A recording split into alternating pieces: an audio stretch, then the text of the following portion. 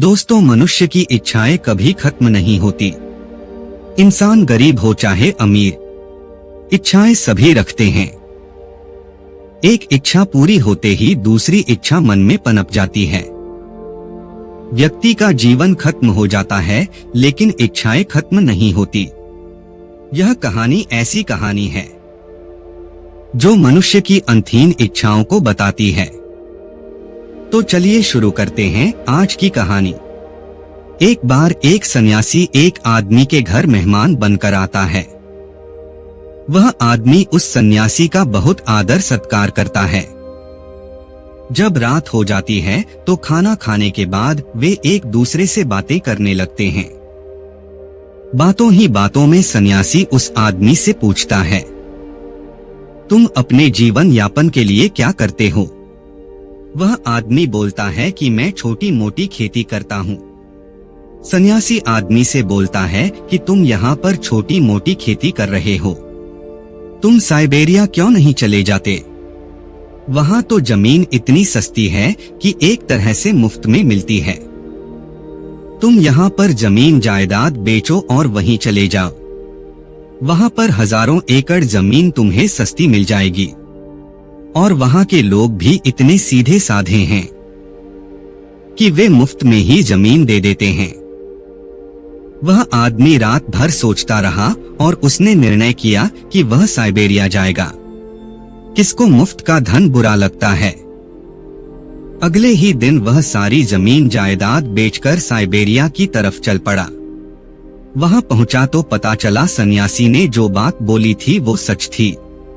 उसने वहां के लोगों से पूछा कि यहाँ पर मैं जमीन खरीदना चाहता हूँ। वहां के लोगों ने बोला कि जितने भी तुम पैसे लेकर आए हो वो हमारे पास रख दो, तुम कल सुबह इस जगह पर आना। अगले दिन वह आदमी उस नियत जगह पर पहुंच गया। वहां के लोगों ने उससे बोला कि तुम्हारे लिए यह सुनहरा अवसर है, ये पूरी जमीन तुम्हारी हो सकती है, लेकिन शर्त यह है कि सूरज उगते ही तुम्हें अपनी यात्रा शुरू करनी है और शाम को सूरज डूबने से पहले वापस उस जगह पर पहुंचना है जहां से तुमने यात्रा की शुरू की थी। जितनी जमीन तुम यात्रा करके घेर लोगे उतनी जमीन तुम्हारी हो जाएगी। रात भर उस आदमी को नींद नहीं आई। रात भर वह योजनाएं बनाता रहा कि कल मैं कितनी जमीन घेरूंगा। सुबह होते ही सारे गांव के लोग की भीड़ इकट्ठी हो गई। सूरज जैसे उगा वह आदमी चलना शुरू किया। कुछ दूर चलने के बाद अब वह दौड़ने लगा। उसने रास्ते के लिए अपने साथ खाना पानी सबका इंतजाम कर रखा था। उसने निर्णय कर रखा था कि आज मुझे रुकना नहीं है, बस दौड़ना है। वह दौड़ता चला जा रहा था। उसने सोचा कि 12 बजे के बाद वापस आना शुरू करूंगा, लेकिन जब 12 बज गए तो उसने सामने देखा कि उससे भी ज्यादा उपजाऊ जमीन तो आगे और पड़ी हुई है।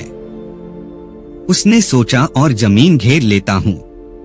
अभी तक उसने खाना भी नहीं खाया था। उसने सोचा कि खाना खाने में समय क्यों बर्बाद करें। उसने खाना भी नहीं खाया, पानी भी नहीं पिया। उसने सारा खाना रास्ते में ही फेंक दिया। अब 2 बजने को थे। लौटने का मन तो नहीं हो रहा था। आगे उसे और भी सुंदर जमीन दिखाई दे रही थी, लेकिन लौटना तो पड़ता ही क्योंकि शर्त यही थी। उसने 2 बजे से वापस लौटना आरंभ किया, लेकिन अब वह घबरा गया क्योंकि उसने अपनी सारी ताकत तो पहुंचने में लगा दी थी। सुबह से दौड़ रहा था, वह पूरी जान से दौड़ा था। अब वह थकने लगा था। उसको अब यह चिंता होने लगी कि वह उस जगह पर पहुंच भी पाएगा या नहीं। अब सूरज डूबने को था। वह अपनी मंजिल से ज्यादा दूर नहीं था। उसे लोग दिखाई दे रहे थे और वो चिल्ला भी रहे थे कि भागो भागो, सूरज डूबने वाला है। सही में वे बहुत ही सीधे साधे लोग रहे होंगे, क्योंकि कोई और होता तो सोचता कि वह यह यात्रा पूरी न कर पाए, लेकिन वो उसका प्रोत्साहन बढ़ा रहे थे। उस इंसान ने अपनी आखिरी दम लगा दी। वह और तेज भागा। इधर सूरज डूब रहा था, उधर वह भाग रहा था, और तभी वह जमीन पर गिर पड़ा। सूरज की आखिरी कोर क्षितिज पर रह गई थी। अब वह अपने शरीर को घसीटते हुए आगे बढ़ने लगा, लेकिन जैसे ही वह शुरुआत की जगह पर पहुंचा, एक तरफ सूरज डूबा और वहीं दूसरी तरफ उस आदमी ने दम तोड़ दिया। सारे गांव के लोग, जिन्हें वह सीधे सादे लोग समझ रहा था, वे उस पर हंस रहे थे। वे एक दूसरे से बात करने लगे, यहाँ तो हर दिन ऐसे पागल लोग आते रहते हैं, यह कोई नई बात नहीं है।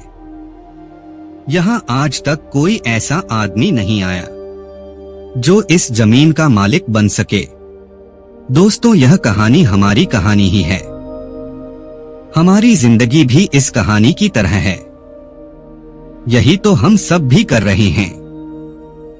हम सब दौड़ रहे हैं, बस दौड़ रहे हैं कि कितनी जमीन घेर ले, कितना पैसा इकट्ठा कर ले। 12 भी बज जाते हैं, दोपहर भी आ जाती है, लौटने का भी समय होने लगता है, मगर हम सोचते हैं कि थोड़ा और दौड़ लें। न हमें खाने की फिक्र है, न प्यास की फिक्र है। हमारे पास जीने का समय कहाँ है।